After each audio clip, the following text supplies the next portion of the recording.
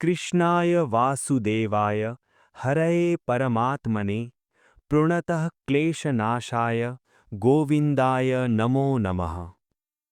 নমস্কার বন্ধুরা, আমার ইউটিউব চ্যানেল কৃষ্ণ কথাতে আপনাদের সকলকে জানাই অনেক ভালোবাসা ও স্বাগত। ভিডিও শুরু করার আগে শুধু এটুকুই বলবো, ভিডিওটি পুরোটা দেখবেন, কারণ কখনো কখনো একটি কৃষ্ণবাণী মানুষের জীবনের দিশা বদলে দিতে পারে। চলুন কৃষ্ণের কথায় জীবনকে আরও সুন্দর করে তুলি।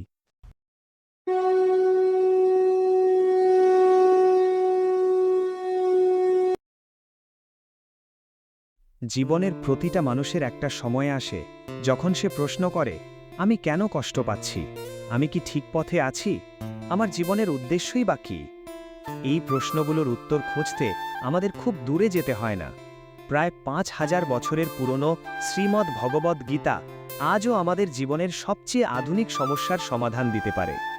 গীতা শুধু ধর্মগ্রন্থ নয়, এটা এক লাইফ ম্যানুয়াল, যা ভয়, হতাশা, ব্যর্থতা আর দ্বিধার মাঝেও সাহস করে এগিয়ে যেতে শেখায়। আজ আমি গীতা থেকে নেওয়া ৫টি শক্তিশালী শিক্ষা আপনাদের সামনে তুলে ধরব, যেগুলো আপনার চিন্তা, মনোভাব আর জীবন বদলে দিতে পারে। ১. কর্ম করো, কিন্তু ফলের আসক্তি ছাড়ো। কর্ম করাই তোমার অধিকার, ফলের ওপর না। আমরা অধিকাংশ সময় কাজ করতে ভয় পাই, কারণ আমরা ফল নিয়ে চিন্তিত থাকি। পাশ করব তো? সফল হব তো? মানুষ কি বলবে? এই ভয় আমাদের আটকে দেয়। গীতা বলে, তুমি শুধু সৎভাবে তোমার কাজটা করো, ফলের চিন্তা ঈশ্বরের হাতে ছেড়ে দাও। একজন ছাত্র যদি শুধু রেজাল্ট নিয়ে ভয় পায়, সে ঠিকমতো পড়তেই পারবে না। কিন্তু যদি সে মন দিয়ে পড়াশোনায় ফোকাস করে, ফল আপনা আপনি আসবে। আজ থেকে ফল নয়, প্রচেষ্টা নিয়েই গর্ব করো। ২. আত্মা অমর, ভয় পাওয়ার কিছু নেই। আত্মাকে কেউ হত্যা করতে পারে না, আত্মা কখনো নষ্ট হয় না।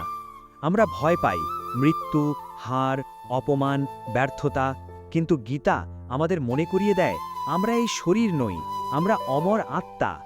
যা বদলায় তা শুধু শরীর আর পরিস্থিতি। যেমন পুরনো জামা খুলে নতুন জামা পরা হয়, তেমনি আত্মা এক অবস্থা থেকে আরেক অবস্থায় যায়।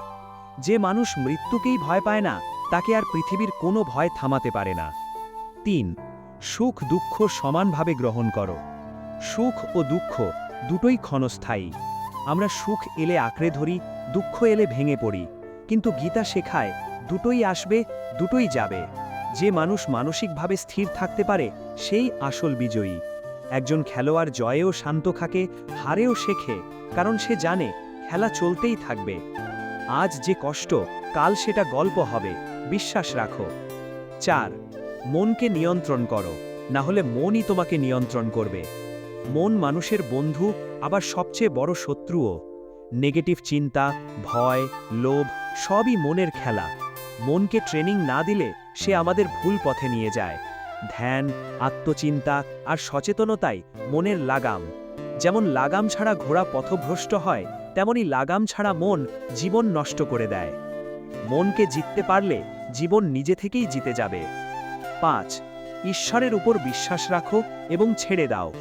সব দায়িত্ব আমাকে ছেড়ে দাও, আমি তোমাকে মুক্তি দেব।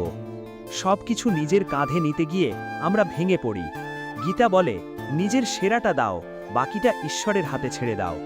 বিশ্বাস মানে দুর্বলতা নয়, বিশ্বাস মানে ভেতরের শক্তি। একটি শিশু যেমন বাবার হাত ধরে নিশ্চিন্তে হাঁটে, তেমনি বিশ্বাসী মানুষ জীবন পথে সাহস পায়। ছাড়তে শিখলেই হালকা হবে জীবন। গীতা আমাদের শেখায়, ভয় নয়, সাহস বেছে নাও।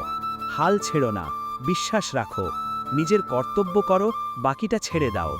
যদি কখনো মনে হয় জীবন থেমে গেছে, মনে রেখো, কুরুক্ষেত্রের মাঝেও কৃষ্ণ ছিলেন। তোমার জীবনযুদ্ধেও পথ দেখানোর শক্তি তোমার ভেতরেই আছে। হরে কৃষ্ণ।